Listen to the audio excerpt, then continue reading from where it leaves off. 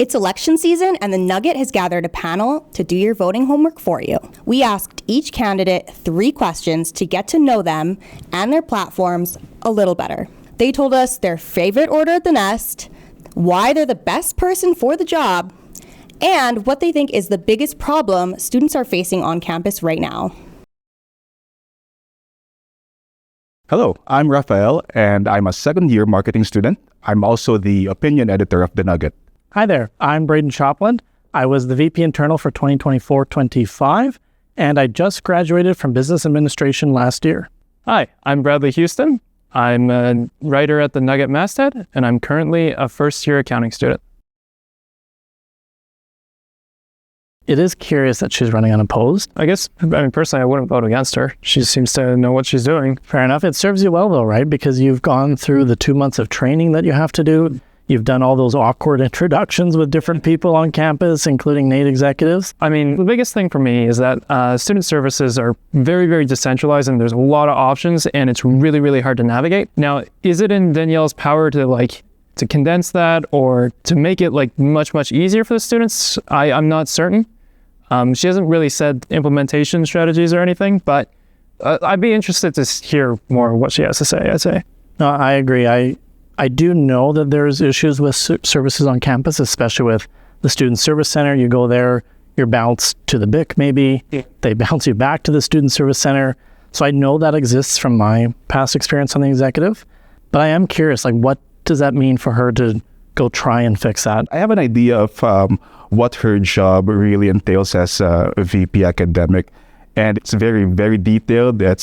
It's a lot because you have to coordinate with the administration and a subunit of the administration. Aside from that, you would also need to have the pulse of the studentry. And she's very approachable. So yeah, I'll give her that. And there's that systemic incumbency thing where she wasn't fired. So pretty good sign, I think. That's true. It was a little rocky last year. I remember the by-election in that. And that she won in the by-election to be in this position, right?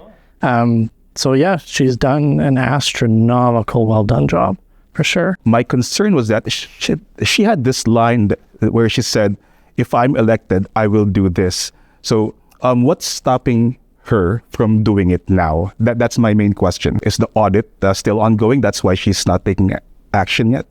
So yeah, that's my only question regarding that. And maybe she could elucidate on that in the campaign. Yeah, I'd love to know more what she is working on. There's probably maybe were some nerves in the video. She does seem like a very warm, personable person. Someone you'd want to have that conversation with when you're struggling with your academics. You need some of that extra help if Nate's not listening or so forth. And yeah, actually, I think if Danielle really, really wants to shore up votes, I would say, yeah, make a very clear message about that. And then I'm sure students would resonate with that. That's a problem that we face. So yeah. I've also read something here on her notes where she said she succeeded in influencing that the proposed increases be from 21 programs to just 7 programs. Now, the campus journalist in me would like to do an investigative report on that just to verify. But yeah, that is a very impressive. Huge, that's a very impressive achievement. But yeah, and that'll end up being probably millions of dollars that NAITSA is saving students. Let's be proud of that. Yeah, that's a good thing. Yeah. Can we just comment on her Nest order, right? I've never had the Cajun chicken burger. I've never had a burger from the Nest. I'm very, very cheap, so I always go for the soup of the day. I respect that order. Yeah, that's my take. It's a soup of the farm.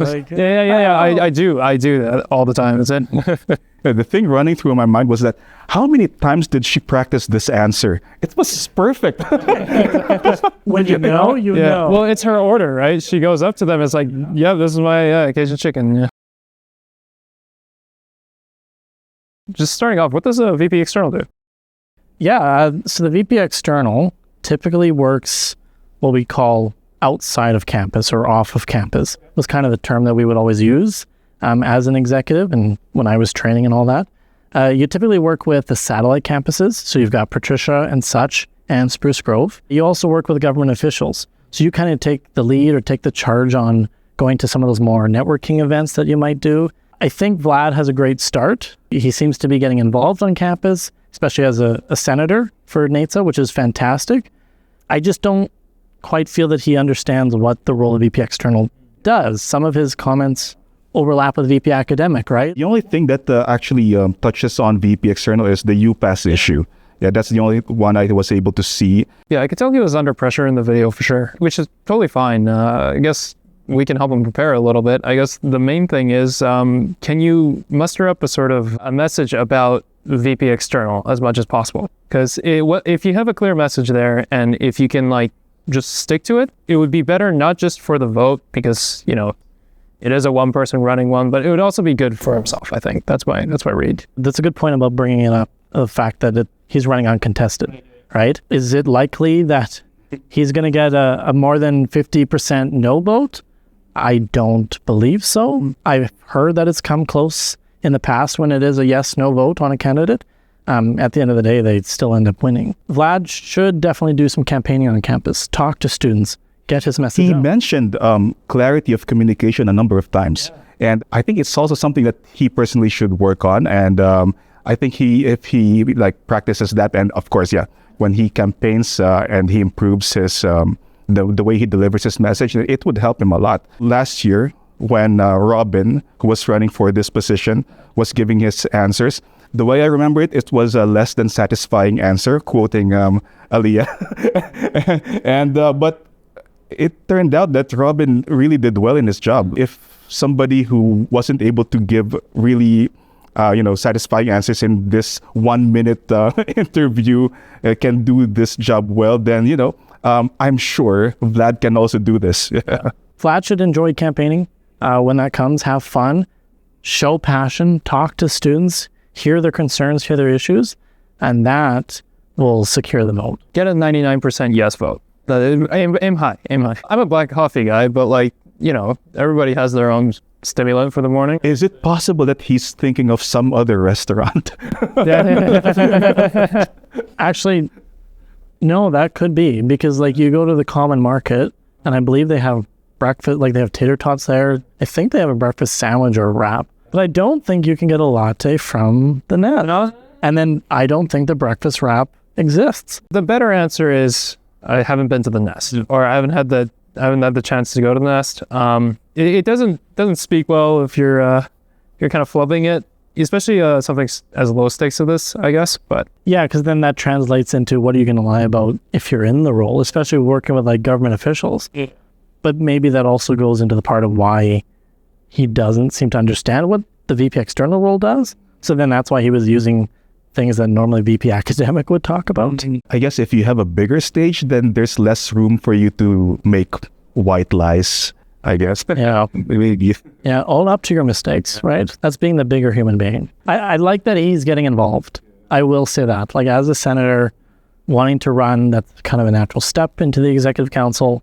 So good on him.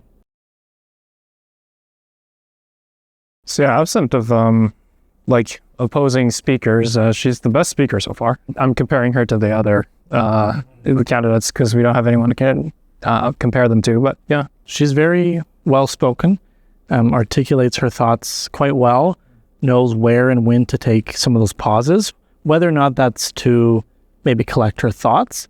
Again, only having had 1 minute to prepare, sometimes that's harder to get into there. Can I just make a comment on her order first from the Nest? Okay, sure. Yeah. The BLTC with cross-check fries. That was my go-to order for an entire year. That's all I ever ate. I probably looked like a BLTC. So just saying, that's a great order. But no, she discusses how critical building those connections with different people at NAIT has been, whether that's NAIT executives and administration, students, or those connections with clubs even, right? They're a big part of the student community and the different activities that happen here.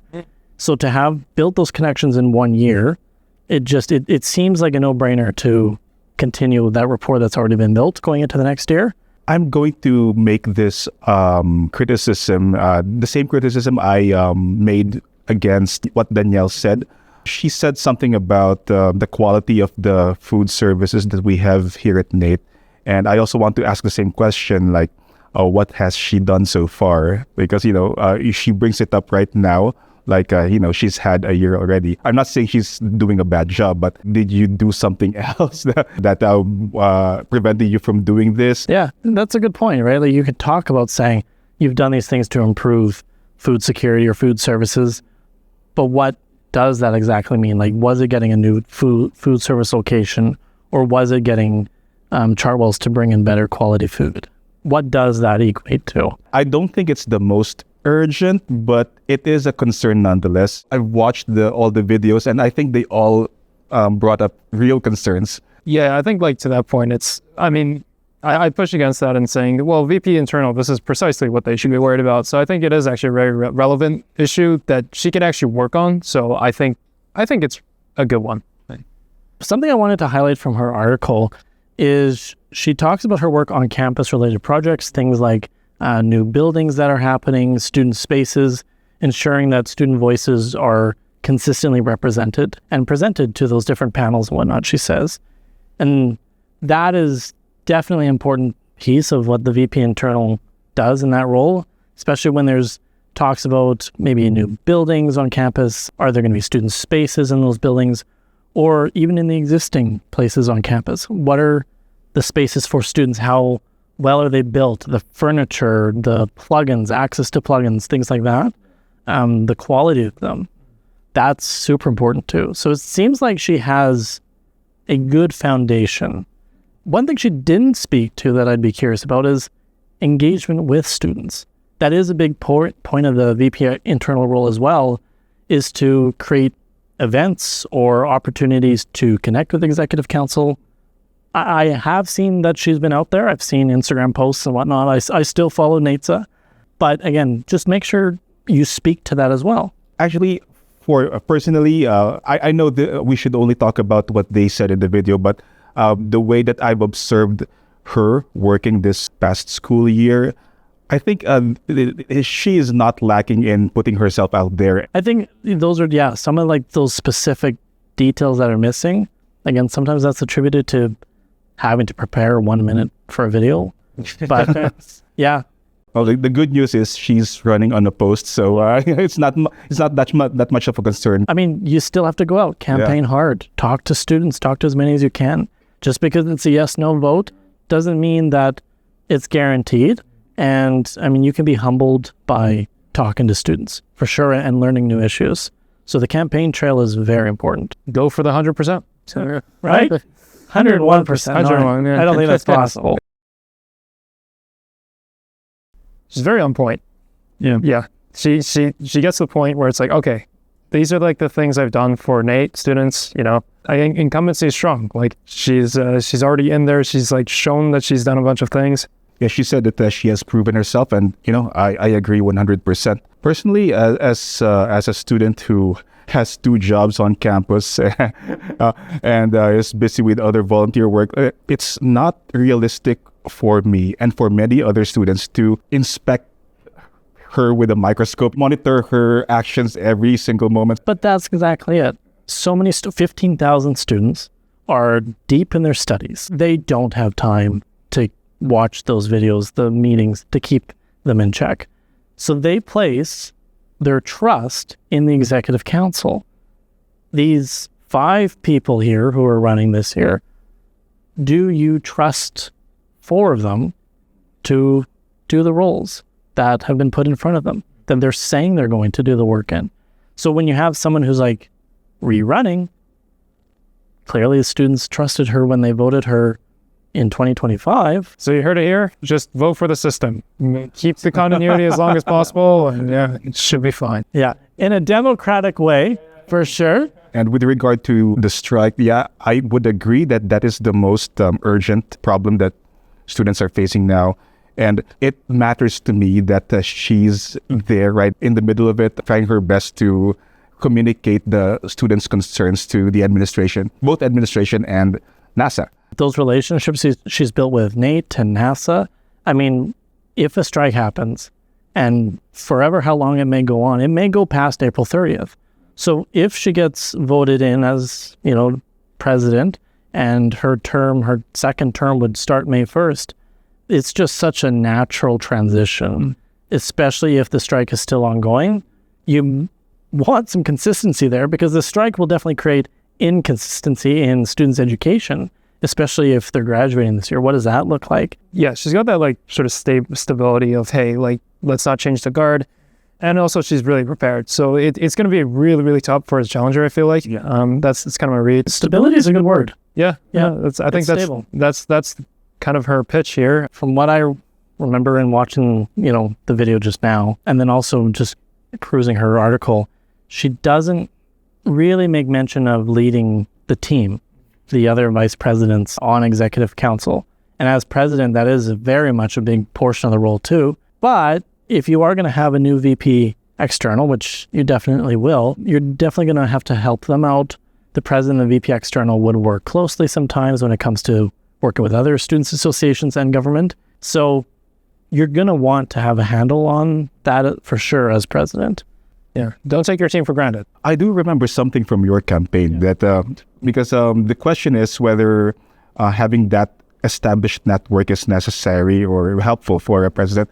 And you went further. You said before that I know the ones who are friendly to students and the ones who are not friendly to students. And I think that's very important to be conscious about when dealing with the administration.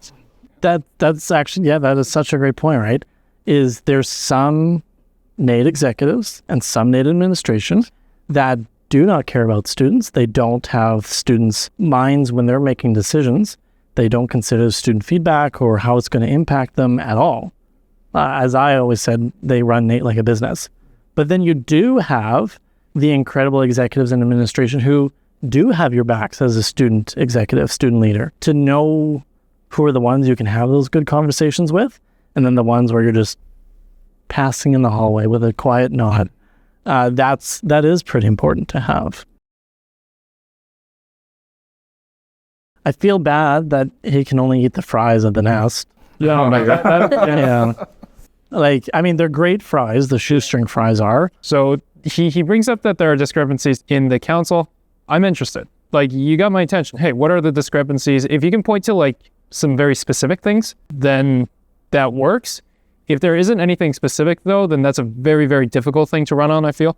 Yeah, I assume he's talking about the executive council this year when he talks about saying students don't feel connected, that their feedback is not heard or valued. I'm not sure I agree with that, because if there's anything I remember from what the executive council did this entire year is, they've been out there, they've been consulting with students all the time. There's a lot of motherhood statements in his article, and I wish that since he mentioned that he had some leadership experience, what I wanted to hear from him was what has he done in a similar capacity in the past, like how he did that and how he could translate that sort of same action with the president's job within the EC. He does seem very well spoken, though. Like I will say that with him being involved in extracurriculars along his educational journey, he seems like a great person you'd want to have a conversation with, especially as president, kind of leading the charge, maybe being the spokesperson, face of students' issues on campus.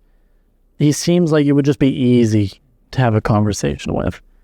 So that's a huge plus there. And he does mention like feedback sessions, NAIT advising wait times are too long. Again, that's can be more of a VP academic thing, just to make mention of. But he does say like students need access to services. Accessibility to student services is super important. So those are some good points there. Now, coming off of Lilly's thing, again, we do have that like alarming strike that's coming, and like any word on that or any kind of like, it does, because you won't necessarily like be the one who's dealing with it, but any kind of opinion expressed or, any opinion expressed about it would actually be a good thing, I think. He doesn't make any mention of the strike in his article or in this 2-minute speech. So it's like, do you know what issues are happening on campus? Are you staying informed? Because being president, you must be informed. And like I said, every single asset and facet that you can. One thing that you need to do if you're running against a strong incumbent is that you'd have to be very specific about what you can do better than she did. Yeah. So he didn't do that. He can do that in the campaign, but so far right now, I'm not seeing it. It's still possible to see it in the coming days. Yeah. And I mean, he could be incredible on the campaign trail when he's campaigning, talking to his students, getting their feedback there, marking it down, whatnot. That could, like I said, he seems like a great person to have a conversation with. So how he might appear in person could be very different from the article and the campaign video. Now, reading this article here, there's a lot of bolded words. That's usually a sign of AI, but assuming that it's not, I wouldn't recommend using bolded words just in general. If it is AI, please don't use AI. It is a very broad article, though. One thing I want to point to is that one of the president's jobs is to be the spokesperson of both the EC and the studentry.